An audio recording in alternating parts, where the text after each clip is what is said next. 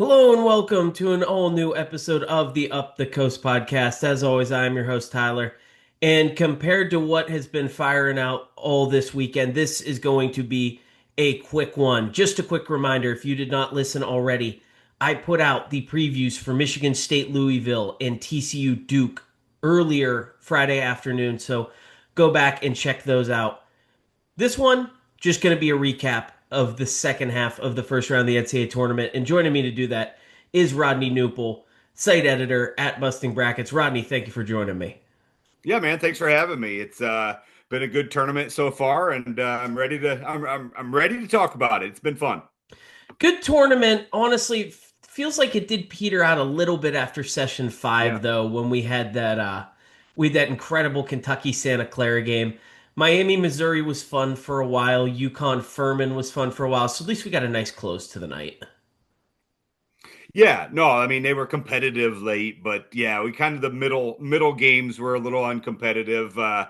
Florida winning by 60 did a little damage to the slate. But no, I mean I think Saturday, Sunday we're gonna see some really good basketball games. I really do. Yeah, hopefully. But once again, for the second straight day, and we're now 8 for 8. Some of the ACC games haven't looked great. Some of these teams have looked actually quite bad, but all 8 of them have been extremely competitive well into the closing minutes. And so I guess we just start off right from the beginning.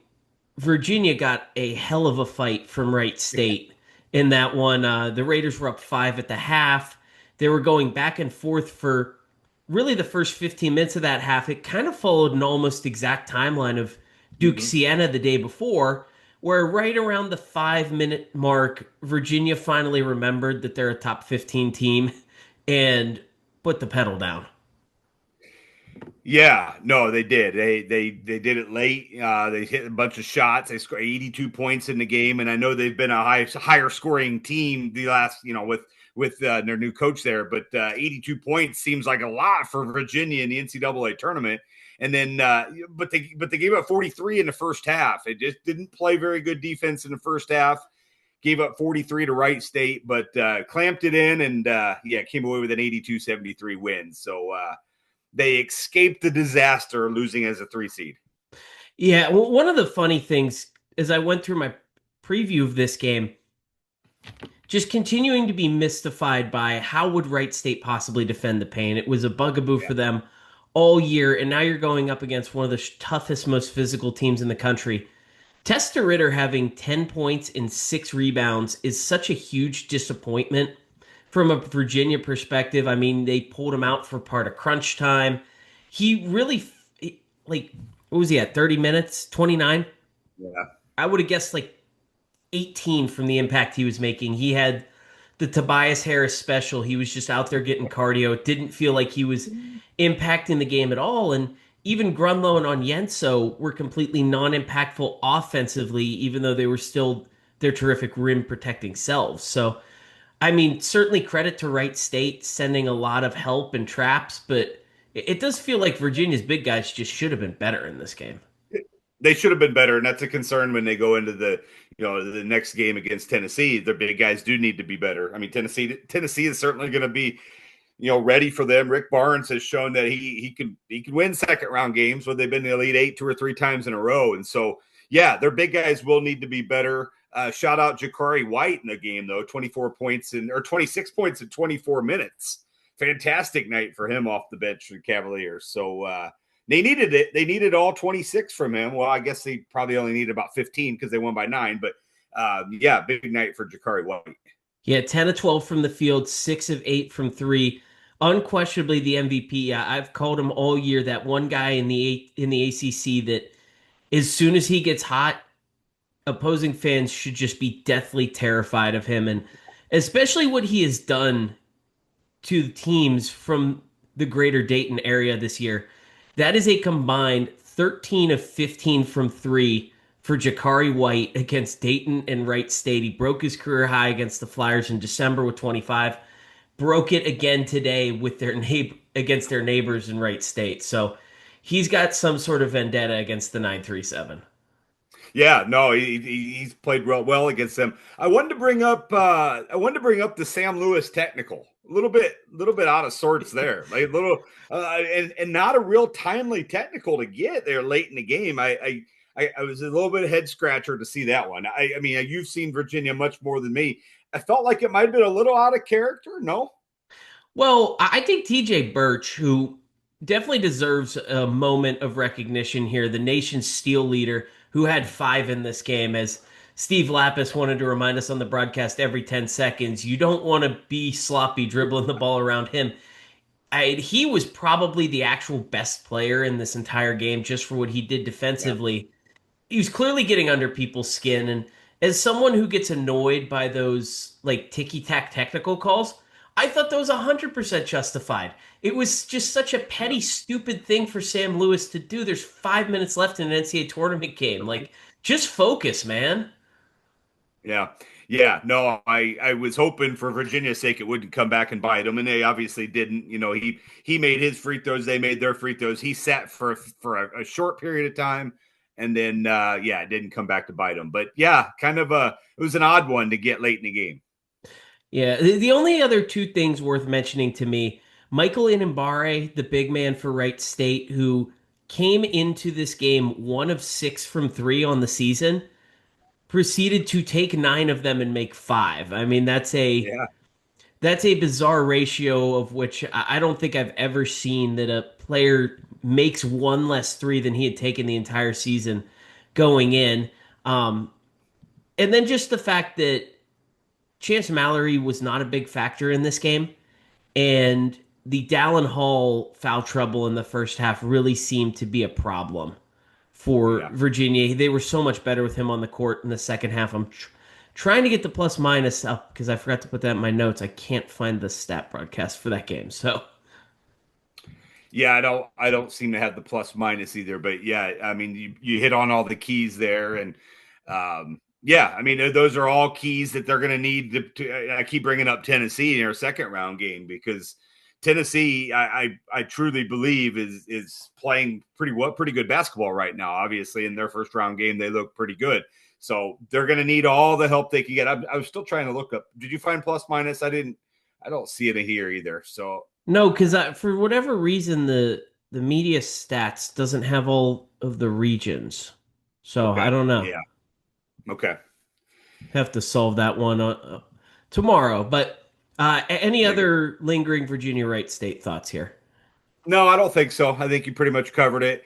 I don't think we're overly surprised it was a competitive game. I don't know what you said about this game coming in. I would probably have said it would be a anywhere from 7 to 12 point game, and it ended up at 9. So I don't think I have anything else in that game. But a competitive game. That's what we want, right? Yeah, I mean, I expected DeRitter to be a lot better, and if he was, Wright State would have had a tough time hanging in it. But the second game of the day, one that was honestly just kind of deceptive in the scoreline. Yeah. Iowa beats Clemson. This game, outside of being close, honestly was terrible to watch. And it was Yes. slow. It was grindy. Iowa did not play a particularly good game. Clemson was really bad in this one. And the fact that they lost by 6 is a testament to the pace. If this was, I mean, the other team that beat an ACC team this weekend, if they were playing against VCU at this level, they would have lost by 25 just because the Yes. Rams would have been running up and down. Iowa had no desire to blow them out. But this was about as bad of a 6 point butt kicking as you're going to get. You're so right. And I've seen Iowa being here in the Midwest. I've seen Iowa my fair share of times. And, this wasn't a real strong game by Iowa. And honestly, I don't think Iowa's all that strong of a team in general. I just don't. Now they are in the second round. They're gonna have a tough time in their second round game against Florida. I mean, we've seen Florida look really good, but yeah, I mean, Iowa, they shot 28% from three. They shot 38% from the field. So, like you said, they didn't even play all that well. I think if I read this right, Clemson actually only had 3 turnovers in the game. Isn't Yeah, that wild to lose a tournament game and only have 3 turnovers? They just didn't turn the ball over. And then they on were the other just that side, bad shooting it. but were they though? Because they were 41% from the field and 35% from three. So essentially, they were better shooting both field goals and 3 pointers than Iowa. It's an odd stat line.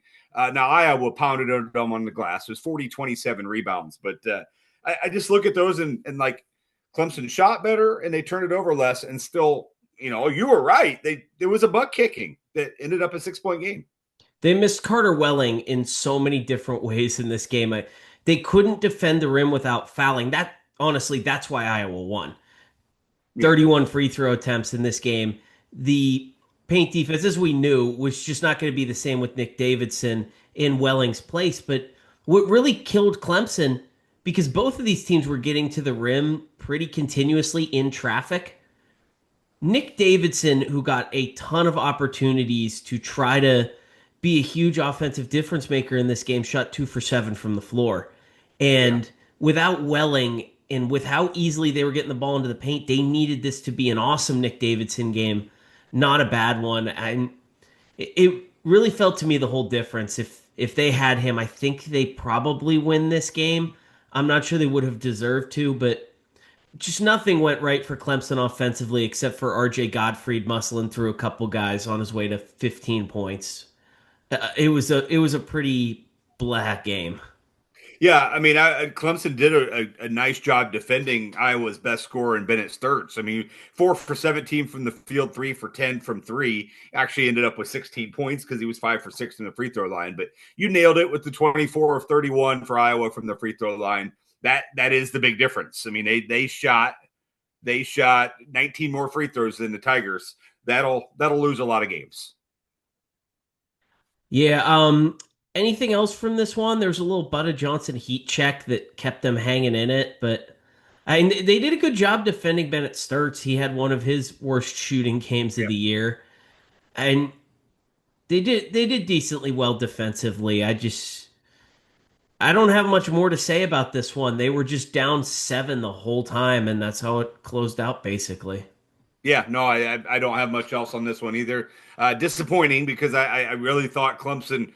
I really thought Clemson was. I had them picked to win this one, and I really thought they may compete with a Florida team depending on how the pace goes. But they're not going to get that opportunity. So it's the end of the season for the Tigers. Yeah, maybe in January they beat Iowa, but not in mid-March at this point. Right. Miami, Missouri to close out the night. The first half felt like an honestly almost even worse version of that Clemson game where the pace was better, but neither team could make a shot. The second half, this game was pretty electric where Mhm. Missouri finally started to find themselves. I was, for all their problems on the interior, watching Sean Phillips in full for the first time this year. I can't believe this team has rebounding and rim protection problems. That guy's awesome. I Yeah. just don't get why he is not as good as he looks. But in that second half, Malik Reneau finally came alive at the end. So Missouri took the lead temporarily with 7:50 to go. Miami dominated those final 8 minutes. Over that span, Reneau had 11 points. Trey Donaldson hit a pair of threes. And in what was a terrible offensive game to that point, it was Miami's two stars who put this thing away. Yeah, I mean, what sticks out to me is 53 second half points for the Canes. I mean, 93 in general because the Tigers scored 40. So you 53 in the first half, 93 in the second half. You said it. Second half was a really good second half of basketball. Renew with 24. You said it was a difference maker. He was good. 7 for 16 from the field. Yeah, and the big reason why Miami struggled early in the game is he just couldn't establish himself really anywhere on the court. Donaldson got his second foul with about 5 minutes left in the first half.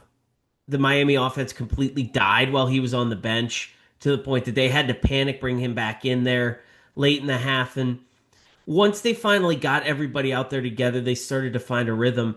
One of the really fascinating moments in this game for me, though, because Miami was terrible at the free throw line to start. They actually closed really well, ended up kind of evening out at 59%. But Shelton Henderson, about 10 minutes left, missed a pair of free throws when they were going back and Yeah. forth. Few possessions later, he misses a wide open three. They get a long rebound, and the ball ends up back in his hands for another wide open three, and he didn't even look at the rim. He didn't look to attack. He just pinged it off to Renew, who ended up hitting a three himself in a really important moment. But it felt like Henderson had kind of just given up on his confidence, and he ends up hitting the three that more or less put the game out of reach with about 2 minutes left. So that was a huge one for Miami just for sake of their confidence going into Purdue. Yeah, no, I remember I saw that possession as well, and yeah, no, you're right on that. And one thing, and you've seen the Canes a bunch this year, I'm assuming, but Jay Lucas did not play very deep. I mean, True Washington played 24 minutes off the bench, and then two other guys just basically filled in for a very short. I mean, he logged heavy minutes with his starters. Is that something that's pretty common with the Canes? They look like they're about six deep, really. I mean, Malavec coming in for 30 seconds and actually getting a tough rebound. Normally, he's out there a lot longer than that, but ever since Marcus Allen's cancer diagnosis in December, they've been six guys through and through. Okay. Yeah. So yeah, it was kind of crazy to see very little bench. Kind of reminded me of Siena, who didn't play a bench yesterday in the NCAA tournament. Just didn't play him. Played five starters. But no, that's something that stuck out to me that Washington got 24 minutes and then basically nothing else. Yeah, and I mean, the big difference there, too, is they still have 24 minutes to give to a guy who would have been second team all defense in the ACC if such an award exists. But anything else on this one? I mean, it was pretty straightforward. Mark Mitchell ends up with 19 points. It's so deceptive if you didn't watch. He was terrible in that first half. Didn't make his first field goal till about 10 minutes left. It was Jaden Stone who really threw Missouri back into that game. Mitchell kind of kept them afloat as Miami was pulling away, but yeah, it was just the Miami Stars in the end were Yeah. better than No, the I don't. Missouri Stars. Right. No, I don't. I don't have much else to say on that one. I mean, I'd seen Missouri a few times. I thought they were pretty poor late in the game after they took that lead. Those last 7-8 minutes, they looked like they had no real identity in what they wanted to do. And I know fans locally, with being in Illinois and Missouri just right down the road, they are none too pleased with Dennis Gates. Now I got to the dance, but the heat is on after a first round loss. We did Hubert Davis talk yesterday. We somehow the hot seat coaches keep finding their way into NCAA tournament recaps. But the only other thing I want to throw in, it was because we got to remember the human side of this. Yeah. The best moment of the game was when they showed Marcus Allen on that Miami bench. Maybe he's been there a little bit. I personally had not seen him during a game since he went away to go deal with his cancer treatment back in December. They said he's down to his last chemo, so it was just great to see that he's in strong enough shape to be traveling with the team here for this tournament. And Yeah, I no, think that is. everyone's gonna be rooting for this young man. Yeah, no, you're right. It is about young college kids, and we're all rooting for them. So that was a cool moment. All right, those are the ACC games from Friday. Rodney, where can all the people find you? Yeah, I mean, I do a lot of my work over there at Busting Brackets, bustingbrackets.com. Also have a decent following and a presence that I do some work there at Twitter. You can follow it right there at Knuppel, Knuppel, Rodney, Rodney. On other various places, Athlon Sports, various other places. But bustingbrackets.com is where I'm spending a lot of my time over the tournament putting out content. So check them out there. And Tyler, I appreciate you having me, and I love the work you do. So continue doing good work. Yeah, thank you so much, and thank you for joining. Yeah, yeah, no, it's a good time, and good luck to your ACC teams. Yeah, well, what was I? Oh, I'm going into the close. I'm not even going to cut this. It's too late at night for it. But thank you to you. Thank you to everyone for listening in. Not sure what the schedule is going to look like tomorrow. Hopefully I can get a preview out for Virginia, Tennessee, and or Miami, Purdue. I am going to the Louisville game tomorrow, so we'll see how this timing all works out. But Yeah, check back in, follow the show at Up the Coast Pod on Twitter for all your updates on there.